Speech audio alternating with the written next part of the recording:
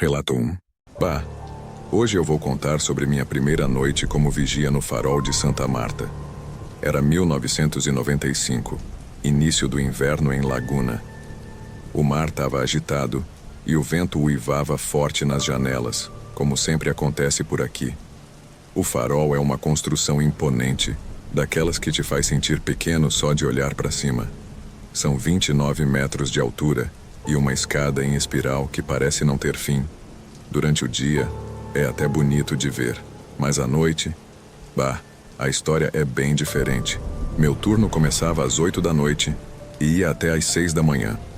O vigia anterior me passou as instruções básicas: verificar se a luz está funcionando, fazer rondas a cada 2 horas e manter tudo em ordem. Mas não precisa subir toda hora, ele disse, meio sem jeito. Na hora achei estranho, mas não perguntei nada. A primeira parte da noite foi tranquila. Fiquei na salinha dos vigias, no térreo, fazendo anotações no livro de ocorrências. Lá pelas 11, fiz minha primeira ronda. Confesso que subir aquela escada sozinho não é para qualquer um. A luz é fraca e cada passo ecoa de um jeito diferente. Cheguei lá em cima, conferi tudo e voltei. Simples assim. Mas quando sentei de volta na minha cadeira, comecei a ouvir um barulho estranho. Primeiro achei que era o vento, porque ele sempre faz uns sons esquisitos batendo nas janelas do farol. Só que aí o vento parou completamente. Sabe aquele silêncio que parece que tá te engolindo? Foi assim que ficou. E mesmo com tudo em silêncio, ainda dava para ouvir alguma coisa. Um som muito fraco, mas que foi ficando cada vez mais claro. Parecia passos subindo a escada. Bem devagar, mas num ritmo certinho. Tum, tum, tum. Naquela primeira noite, fiquei paralisado na cadeira ouvindo aqueles passos. Tum, tum, tum. Subindo devagar, como se alguém estivesse fazendo a ronda no meu lugar. O som era tão nítido que dava para saber exatamente em qual volta da escada os passos estavam. Peguei minha lanterna e fui até a porta que dava acesso à escada. Apontei o feixe de luz para cima, mas não vi nada além dos degraus de ferro. Mesmo assim, os passos continuavam. Quando chegaram lá no alto, pararam por alguns segundos. Depois, começaram a descer. Meu corpo gelou quando percebi que os passos estavam voltando. Tum, tum, tum. Cada vez mais próximos. Fechei a porta e voltei para minha cadeira. O som continuou até chegar no térreo e simplesmente parou. Na hora pensei em ligar para o supervisor, mas que é que eu ia dizer? Ô, seu Ademir, tem passos fantasma no farol? Ia parecer maluco, né? Ou pior, iam achar que eu tava com medo do serviço. Passei o resto da noite tenso, esperando ouvir aquilo de novo. Mas só voltei a escutar quando faltava 1 hora para o meu turno acabar. Dessa vez foi diferente. Os passos pareciam mais pesados, mais decididos, sabe? E tinha um outro barulho junto, como se algo metálico estivesse sendo arrastado pela escada. O mais estranho é que, quando fui fazer a última ronda do turno, notei que os degraus estavam diferentes. Tinham umas marcas molhadas, como se alguém tivesse subido com botas encharcadas. Mas era impossível. Eu era o único ali, e meus sapatos estavam secos. Quando o vigia da manhã chegou, tentei puxar assunto sobre os barulhos da noite. Ele só me olhou com uma cara estranha e disse: em noite sem vento é melhor não ficar prestando atenção em barulho nenhum. Depois de 3 meses trabalhando no farol, já tinha me acostumado com os passos. Eles apareciam quase toda noite, sempre no mesmo horário. Mas nada me preparou para aquela terça-feira. Era uma noite atípica para o litoral de Santa Catarina. Sem vento, sem ondas, até as gaivotas estavam quietas. O silêncio era tão denso que dava para ouvir o tic-tac do relógio do outro lado da sala. Por volta das 2 da manhã, começou. Mas dessa vez não eram só passos. Tinha algo mais. Um som de respiração pesada e o barulho de tecido roçando na parede da escada. Era como se alguém estivesse se arrastando para os degraus acima. O rádio na mesa começou a chiar sozinho. Tentei fazer contato com a base, mas só saía aquele chiado estranho, misturado com algo que parecia uma voz distante. Quando fui desligar o aparelho, As luzes do farol piscaram 3 vezes e apagaram. Meu coração quase saiu pela boca. A única iluminação vinha do próprio farol lá em cima, que continuava funcionando. E os passos agora estavam diferentes. Pareciam vir de todas as direções ao mesmo tempo. Foi quando escutei o rangido da porta da escada se abrindo. Apontei a lanterna na direção do barulho, mas a porta continuava fechada. Mesmo assim, o rangido continuou, e junto dele veio um cheiro forte de água do mar e algo que parecia algas podres. Os passos começaram a descer. Dessa vez eram pesados, molhados. A cada degrau eu ouvia a água pingando. Tum, ploc, tum, ploc. Cada vez mais perto da sala dos vigias. Nunca tinha ficado com tanto medo na minha vida. Queria correr, mas minhas pernas não respondiam. E então, bem quando os passos chegaram no último degrau, as luzes voltaram de repente, piscando como um flash. Por um único segundo, vi uma sombra na porta. Era alta, usando algo que parecia um casaco velho de marinheiro, pingando água. Mas não dava para ver o rosto. Era como se tivesse apenas escuridão embaixo do capuz. Quando as luzes se estabilizaram, não tinha mais nada ali. Só uma poça d'água no chão, com um cheiro forte de mar. Minhas mãos tremiam tanto que deixei a lanterna cair. O barulho dela batendo no chão ecoou pela escada em espiral e foi respondido por algo lá de cima.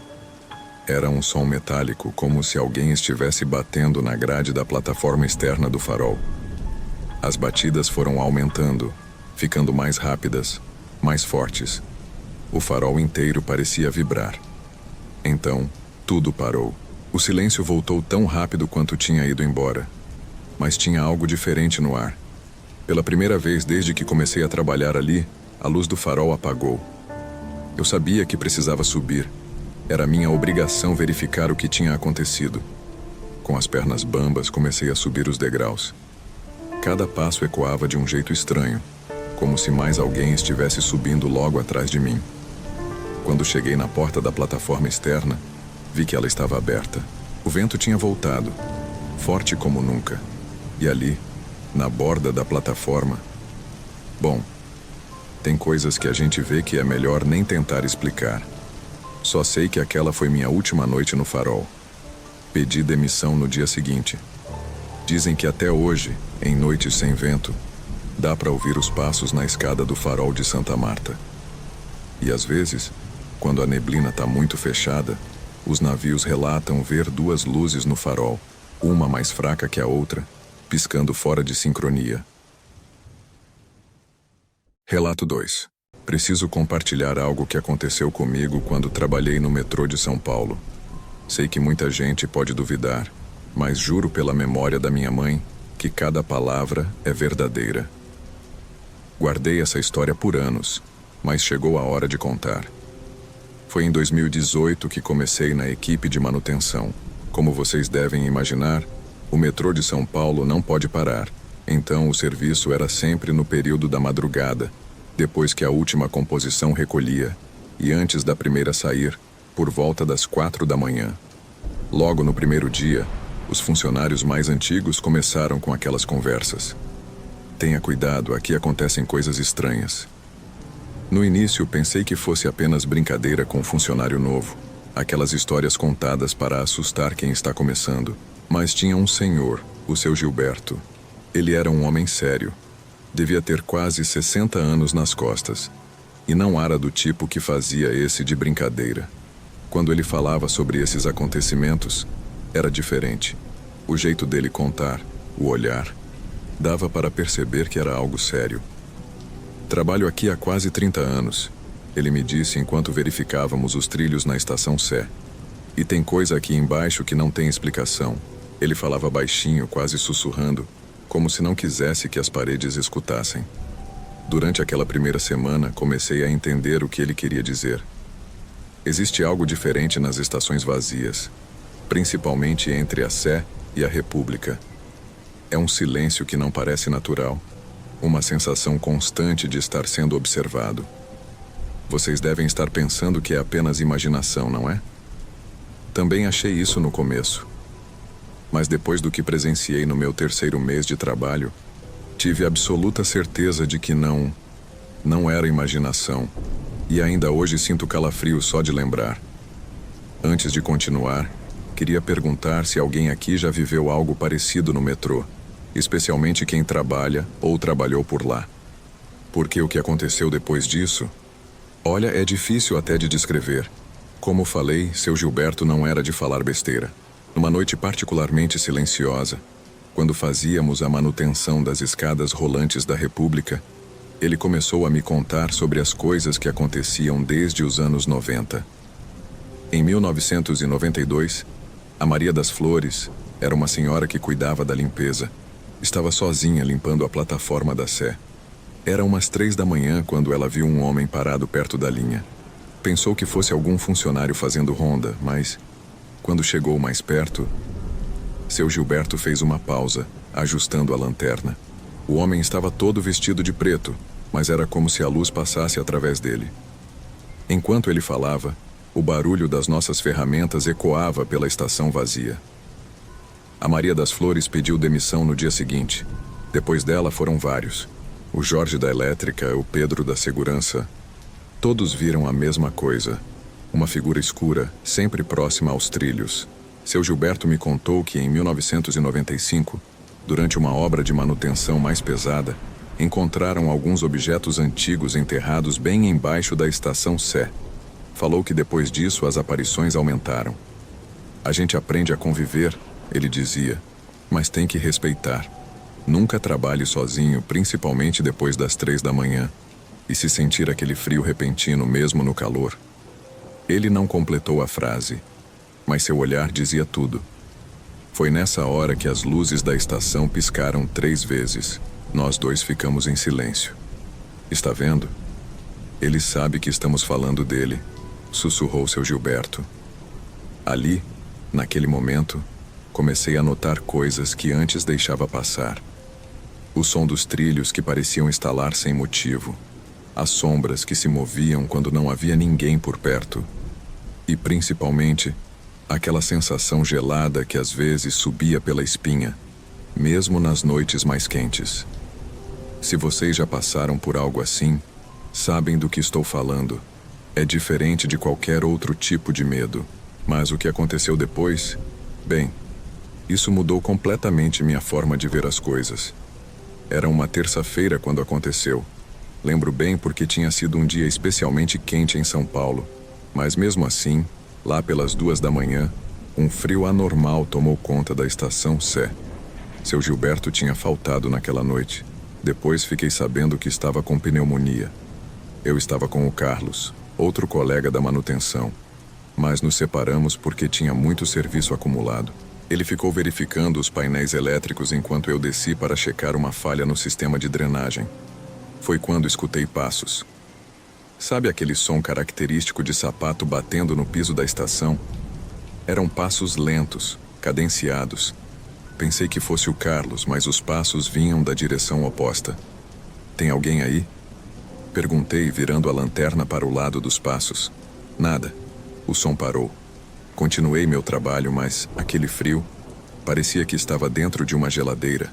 Quando me abaixei para verificar uma conexão, a lanterna começou a falhar. Dei umas batidinhas nela, como todo bom brasileiro faz. Foi quando vi, pelo reflexo do vidro da cabine de segurança, uma silhueta escura parada atrás de mim. Meu corpo inteiro congelou. Não era o Carlos. A figura era muito mais alta. Quis me virar, mas meu corpo não respondia.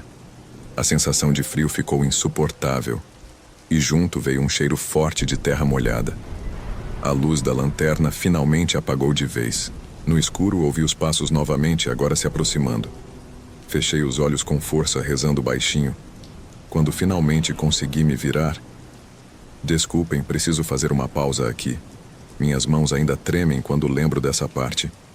Alguém mais já sentiu esse frio inexplicável na Sé? Às vezes me pergunto se fiz a coisa certa em não olhar para trás naquele momento. Nunca contei para o Carlos o que aconteceu naquela noite. Na verdade, pedi transferência para o turno do dia na semana seguinte, mas a curiosidade não me deixou em paz.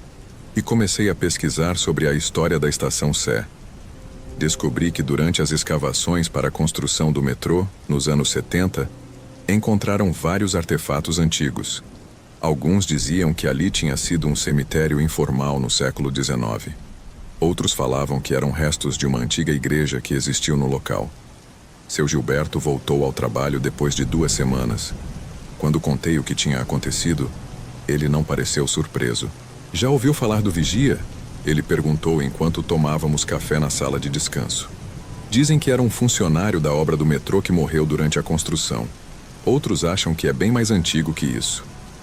O mais estranho é que depois que saí do turno da noite, comecei a receber mensagens de outros funcionários. Cada um tinha sua história, sua teoria. Uma faxineira me contou que sua avó, que trabalhou na demolição das casas antigas para a construção do metrô, sempre dizia que certas coisas precisam ser respeitadas, mesmo debaixo da terra. Semana passada, precisei fazer uma hora extra e acabei ficando até mais tarde na estação. Quando estava saindo, já de noite, senti aquele mesmo frio. Não me virei, mas tenho certeza que ouvi os passos novamente. Dessa vez, pareciam mais próximos. Hoje não trabalho mais no metrô, mas ainda uso a linha todo dia. Às vezes, quando o trem passa pela Sé, olho para as câmeras de segurança no fim da plataforma. Em algumas noites, dizem que elas captam uma imagem estranha, uma sombra que parece observar os últimos passageiros do dia. Se você frequenta o metrô de São Paulo, principalmente a linha vermelha ou azul, preste atenção quando passar pela Sé. Mas um conselho: se sentir aquele frio repentino, mesmo no calor, melhor não olhar para trás. E você, já sentiu algo estranho nas estações do metrô? Às vezes me pergunto quantas pessoas guardam histórias parecidas com a minha e estão com medo de compartilhar. Está gostando dos relatos? Então se inscreva no canal e ative as notificações para não perder as próximas. Temos mais relatos arrepiantes vindo por aí. Agora vamos para o próximo relato. Relato 3. Sabe, depois de 15 anos dirigindo ônibus, você acha que já viu de tudo nessa vida. Já peguei todo tipo de estrada, enfrentei temporal, neblina, passageiro difícil, mas nada, absolutamente nada me preparou para o que acontece na rodoviária de Jundiaí durante a madrugada. Comecei a fazer essa linha noturna há uns 6 meses. A empresa precisava de alguém com experiência para cobrir o turno da madrugada, e o salário era melhor. Pensei, o que tem de diferente? É só mais uma rodoviária. Como eu estava enganado. Logo na primeira semana percebi que tinha algo esquisito rolando. Os funcionários mais antigos, principalmente o pessoal da limpeza e os seguranças, sempre andavam em dupla depois da meia-noite. Na hora achei que era procedimento padrão, sei lá. A rodoviária de Jundiaí é daquelas antigas, sabe? Tem umas plataformas mais afastadas que mal são usadas hoje em dia. Durante o dia o movimento é normal, muito passageiro, aquela correria de sempre, mas depois das 11 da noite... Mano, o lugar muda completamente. Lembro bem da primeira vez que senti algo estranho. Tava esperando o horário do meu ônibus, sentado numa daquelas cadeiras de plástico da sala dos motoristas. O seu Wilson, que trabalha ali há mais de 20 anos, estava comigo. Foi quando escutamos um barulho de salto batendo no chão, tipo alguém andando apressado. Meio tarde para funcionária da administração, né? Comentei. O seu Wilson só me olhou com uma cara estranha e disse: "A administração tá fechada desde as 6, filho." Demos uma olhada no corredor e não tinha ninguém. Mas o barulho... Cara, o barulho continuou por mais uns segundos, como se alguém estivesse andando em direção às plataformas vazias. O seu Wilson percebeu minha cara de confusão e só falou: "Tem coisa que é melhor nem tentar entender. Só não fica sozinho nas plataformas depois da meia-noite." Na hora não dei muita bola. Sabe como é. 15 anos na estrada, você aprende a não acreditar em qualquer história. Mas depois daquela noite comecei a prestar mais atenção. E o que eu comecei a notar, bom, foi só o começo de uma série de coisas que até hoje não consigo explicar. Foi numa terça-feira que eu realmente vi algo pela primeira vez. Era uma daquelas noites típicas de inverno em Jundiaí, com uma neblina baixa que parecia engolir tudo. Tava fazendo a última viagem para São Paulo, saída a 1h40, Cheguei cedo na plataforma 7, uma das mais afastadas. O ônibus já estava posicionado e eu estava conferindo o óleo, os pneus, procedimento padrão, né? Foi quando notei um movimento com o canto do olho. Pensei que fosse algum passageiro perdido, então levantei a cabeça para dar informação. Mas o que eu vi ali, mano do céu, era uma figura escura, mais alta que uma pessoa normal, parada no fim da plataforma. A neblina passava por ela como se ela fosse parte da própria neblina, sabe? Fiquei paralisado. A figura começou a se mover, mas não como gente normal anda. Era um movimento estranho, meio flutuante. E conforme ela se aproximava, a luz da plataforma começou a falhar, piscando que nem luz de boate. Nessa hora, ouvi a voz do seu Wilson me chamando. Quando olhei de volta para ele e depois para a figura, simplesmente não tinha mais nada lá. Mas o ar continuou gelado e pesado por um tempo. Também já vi, ele falou, me oferecendo um café que trazia num copo descartável. Todo mundo que fica tempo suficiente aqui acaba vendo. Sentamos num banco ali perto e ele me contou que essas aparições começaram no início dos anos 2000. Segundo ele, os primeiros a ver foram os faxineiros que trabalhavam de madrugada. Depois, motoristas e outros funcionários começaram a relatar coisas parecidas. O pior é que não é só uma, ele disse tomando um gole do café. Tem várias, e cada uma é diferente da outra. Naquela noite tive só 3 passageiros no ônibus. Durante toda a viagem até São Paulo, não consegui parar de pensar no que tinha visto. O mais sinistro é que, quando olhei pelo retrovisor ao sair da plataforma, juro que vi aquela mesma figura parada lá, como se estivesse me observando partir. Depois daquela noite, comecei a prestar mais atenção nas conversas da rodoviária.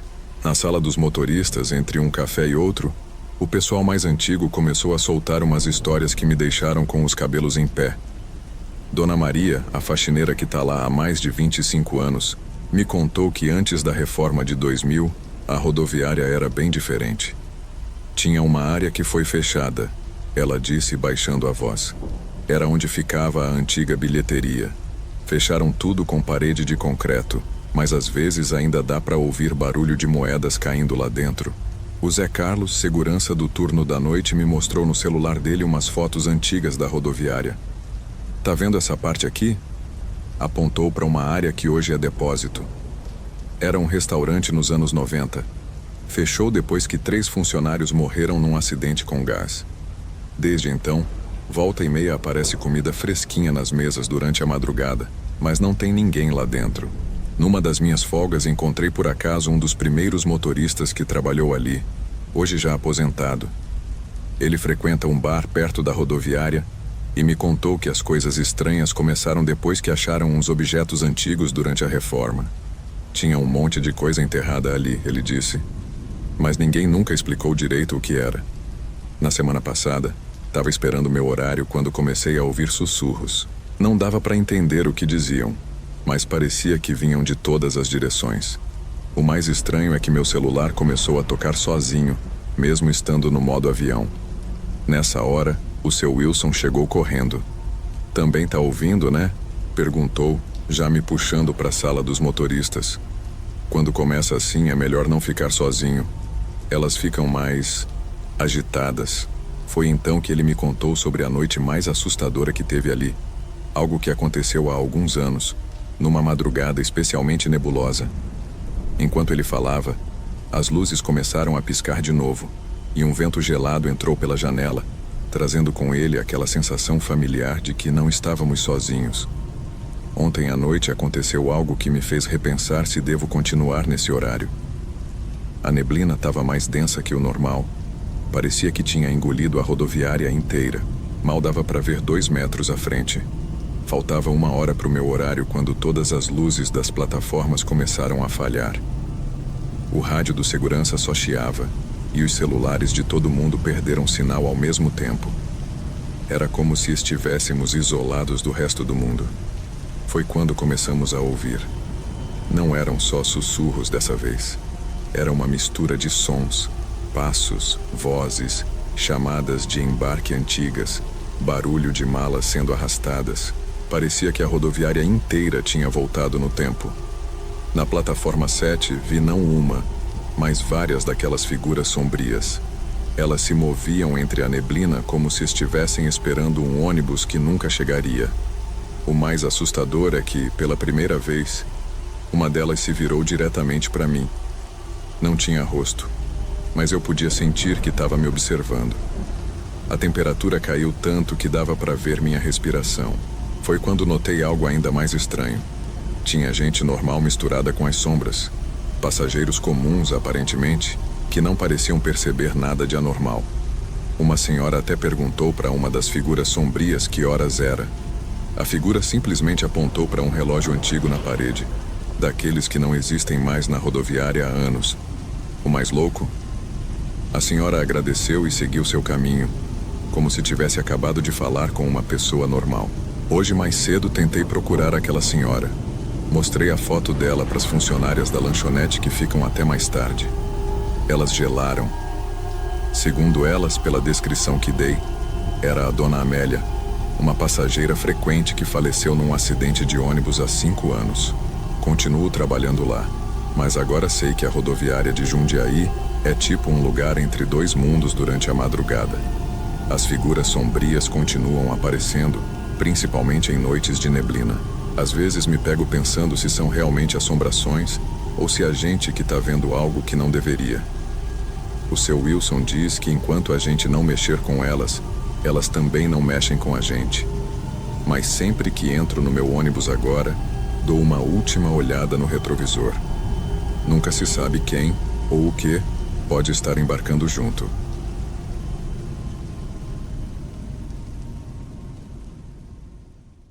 Relato 4.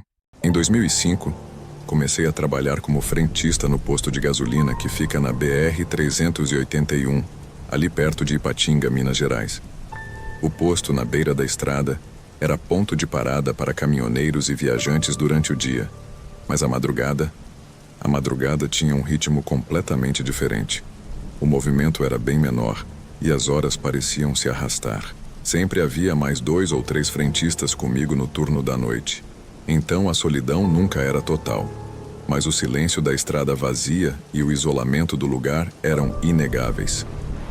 Nas primeiras semanas de trabalho, entre uma conversa e outra com os outros frentistas, comecei a ouvir algumas histórias que me deixaram intrigado. O pessoal falava sobre uma mulher vestida de branco que de vez em quando aparecia no pátio do posto durante a madrugada. Era um daqueles boatos que rodavam entre a equipe, e a maioria tratava como só mais uma lenda local. Ninguém conseguia dizer exatamente quem foi o primeiro a ver a tal mulher, mas todos concordavam em um ponto. Quando você a via, não adiantava tentar se aproximar. Ela desaparecia na mesma hora. Eu costumava pensar que isso era mais um jeito de passar o tempo durante os turnos, algo para alimentar o tédio da madrugada. Alguns frentistas diziam que já tinham visto a mulher de branco sempre andando pelo pátio, parecendo perdida, mas nunca conseguiam falar com ela. Eu mesmo não levava muito a sério, mas conforme as semanas passavam, percebi que não era o único a ficar com um pé atrás. O silêncio no posto, especialmente à noite, tinha uma espécie de presença própria. Mesmo quando estávamos todos juntos, conversando, havia momentos em que o silêncio voltava, pesado. Era uma sensação difícil de explicar, como se o lugar estivesse sempre esperando por algo. Eu tentei deixar essas conversas de lado e focar no meu trabalho. Afinal, a madrugada já era cheia de suas próprias surpresas, com motoristas parando de vez em quando e o barulho distante de caminhões cortando a estrada. Mas no fundo, aquelas histórias da mulher de branco ficaram gravadas na minha cabeça. E foi numa dessas noites longas e vazias que eu comecei a perceber que talvez não fossem só boatos. O turno da madrugada seguia sempre o mesmo ritmo. Conversávamos um pouco entre os frentistas, atendíamos os motoristas que paravam e depois cada um voltava para o seu canto, esperando mais uma hora ou outra até o próximo cliente aparecer. Em uma dessas noites estava particularmente tranquilo. O vento soprava leve e o silêncio era tão profundo que o único som de vez em quando era o de algum caminhão passando ao longe na BR-381, estava encostado na bomba de gasolina, observando o pátio quase vazio. Era uma daquelas madrugadas que parecem nunca acabar. Os outros frentistas estavam na conveniência, batendo papo e tomando um café. Foi quando algo me chamou a atenção. Bem no canto do olho, perto da loja de conveniência, vi um movimento rápido. Uma espécie de sombra, algo branco, passando de relance. Franzi a testa e olhei de novo. Não tinha ninguém ali. Não era raro a gente ver alguma coisa estranha durante a noite. O cansaço faz isso com você depois de tantas horas sem ação. Pensei em deixar pra lá, mas algo naquela sensação me incomodava. Talvez fossem as histórias que já tinham me contado sobre a mulher de branco, mas a verdade é que eu nunca tinha visto nada antes. Pelo menos até aquele momento. Naquela mesma noite comentei com os colegas. Vocês já viram alguma coisa aqui fora? Perguntei sem querer parecer preocupado demais. Eles se entreolharam, como quem sabe que tem algo para contar, mas prefere não falar abertamente. Um dos frentistas, um cara que já trabalhava ali há mais tempo, respondeu. Às vezes, a gente vê. Normalmente passa rápido, mas não adianta correr atrás. Já tentamos. Só que não era nada, né? Ficou no ar uma sensação estranha, como se todos ali soubessem do que ele estava falando, mas preferissem deixar o assunto morrer por ali mesmo. A maioria deles já tinha se acostumado com o posto e com a ideia de que coisas estranhas aconteciam, mas ninguém queria investigar muito além do necessário. A verdade era que todos sabíamos que, uma vez que a mulher de branco aparecia, você a via e ela desaparecia. Fim de papo. Eu tentei não pensar mais nisso. Era só uma sombra, uma ilusão de ótica. Devia ser. Mas naquela noite, fiquei com os olhos um pouco mais atentos para o que poderia estar à espreita nas sombras do pátio. Algo me dizia que isso não seria o fim da história. As semanas passaram, e a rotina no posto continuava a mesma. Motoristas indo e vindo, o silêncio da madrugada quebrado apenas pelo barulho dos caminhões que passavam de vez em quando. Mas aquela sensação incômoda de estar sendo observado persistia. Sempre que a noite ficava mais quieta, eu sentia algo no ar, algo que não conseguia explicar. Numa dessas noites, já perto das 3 da manhã, o movimento estava praticamente morto. Eu estava do lado de fora, sozinho, aproveitando a brisa fresca e tentando espantar o cansaço. Os outros frentistas estavam lá dentro, conversando. Foi então que eu a vi. Ela estava parada perto da bomba de gasolina, a poucos metros de onde eu estava. Vestida toda de branco, com um vestido longo, meio antiquado. A primeira coisa que me veio à mente foi: alguém ficou perdido ou está com algum problema. Mas ao encarar aquela mulher, algo não parecia certo. Ela estava imóvel, com o rosto virado para o outro lado, como se não tivesse notado minha presença. Meu primeiro impulso foi me aproximar para ajudar. Afinal, era o que qualquer um faria. Mas, conforme dei o primeiro passo em sua direção, meu corpo parou, como se algo dentro de mim me dissesse que aquilo não era uma pessoa qualquer. O pátio estava totalmente vazio, e não havia como alguém ter chegado ali sem que eu ou os outros frentistas tivessem visto. Mesmo assim, ela estava ali, parada. Com o coração acelerado, tentei chamá-la. Moça, tá tudo bem? Mas ao som da minha voz, a mulher de branco virou o rosto lentamente. E foi aí que percebi algo assustador. Ela não tinha expressão. Seu rosto era vazio, sem vida. O olhar distante, como se estivesse vendo algo muito além do posto. Sem mais pensar, dei mais alguns passos na direção dela. Mas antes que eu pudesse me aproximar o suficiente, ela começou a se afastar, ainda sem pressa, mas de uma maneira estranha, quase como se deslizasse pelo chão. Quando percebi o que estava acontecendo, a mulher virou o corredor ao lado da loja de conveniência e, em questão de segundos, desapareceu completamente. Eu corri até o local tentando entender para onde ela tinha ido, mas quando cheguei lá, não havia ninguém. A loja estava fechada e os frentistas continuavam na sala de descanso, completamente alheios ao que tinha acabado de acontecer. Fiquei parado ali por um momento, com aquela sensação de vazio crescendo no peito. Tinha visto algo que não conseguia explicar, mas sabia que era real. Voltei para dentro sem saber se contava o que vi. Mas no fundo, eu sabia.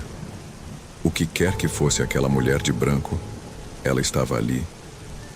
E não era a última vez que eu a veria.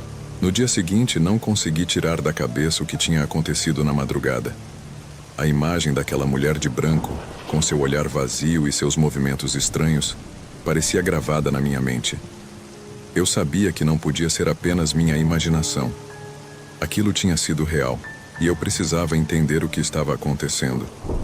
Naquela tarde, antes de começar o turno da noite, encontrei 2 dos frentistas mais antigos no posto, Rogério e Paulo. Eles já trabalhavam ali desde antes de 2005, quando os primeiros relatos da mulher de branco começaram a circular. Decidi que era hora de perguntar diretamente, sem rodeios. Se alguém soubesse de alguma coisa, seriam eles. Ei, Rogério, comecei, tentando soar casual. Aquela história da mulher de branco, vocês já viram ela de verdade? Os 2 se entreolharam por um segundo, como se soubessem exatamente o que eu estava prestes a contar. Rogério, que estava no posto há mais de 10 anos, suspirou e se recostou na cadeira. Você também viu, né? Ele disse, sem precisar de mais explicações. Balancei a cabeça, confirmando. Ele acendeu um cigarro, claramente desconfortável com o assunto. Cara, todo mundo que trabalha de madrugada aqui acaba vendo ela em algum momento. Eu vi pela primeira vez lá em 2003. Mesma coisa que você falou, parada no pátio, vestida de branco. Na época eu também tentei chegar perto, mas do mesmo jeito que aconteceu com você, ela sumiu. Paulo, o outro frentista, entrou na conversa. Dizem que tem a ver com um acidente que aconteceu aqui perto, na BR-381, uns anos antes de eu começar. Parece que uma mulher morreu ali, próximo ao posto, numa batida feia. Desde então, esse negócio de vê-la vagando pelo pátio começou a acontecer. Todo mundo sabe disso, mas ninguém gosta de falar. Acho que é porque, no fundo, ninguém quer atrair mais atenção dela, sabe? Fiquei em silêncio, absorvendo aquela informação. Então, não era só uma história para assustar as pessoas. Aquela figura que eu tinha visto realmente fazia parte de algo maior, algo que já estava acontecendo há muito tempo. E pelo que eles diziam, não havia muito o que fazer além de aceitar que, de vez em quando, ela aparecia. O pior, Rogério continuou, é que ela nunca faz nada. Só aparece e some, mas depois que você a vê pela primeira vez, parece que ela começa a aparecer mais, como se soubesse que você notou a presença dela. Isso me deixou ainda mais inquieto. Eu não queria que isso se repetisse, mas, pelo visto, era uma questão de tempo até que a mulher de branco cruzasse meu caminho novamente. Depois daquela conversa com Rogério e Paulo, as noites no posto de gasolina nunca mais foram as mesmas. Eu sabia que, mais cedo ou mais tarde, a mulher de branco voltaria. E por mais que tentasse, não conseguia afastar aquela sensação incômoda de que algo estava sempre à espreita. Certa noite, a BR estava ainda mais deserta que o normal. O silêncio dominava o posto, e a única companhia era o som suave do vento e o ocasional zumbido dos insetos. Estávamos todos do lado de fora. Eu, Rogério e mais um frentista novato que tinha começado há pouco tempo. O papo era leve, mas havia uma tensão no ar, como se algo prestes a acontecer estivesse pairando sobre nós. Enquanto estávamos ali, a luz de uma das bombas piscou de leve. Não dei muita atenção no início, mas logo percebi uma figura se movendo perto das bombas. E lá estava ela de novo. A mulher de branco, parada, imóvel, observando o pátio. Dessa vez eu não estava sozinho. E isso, de certa forma, me tranquilizou.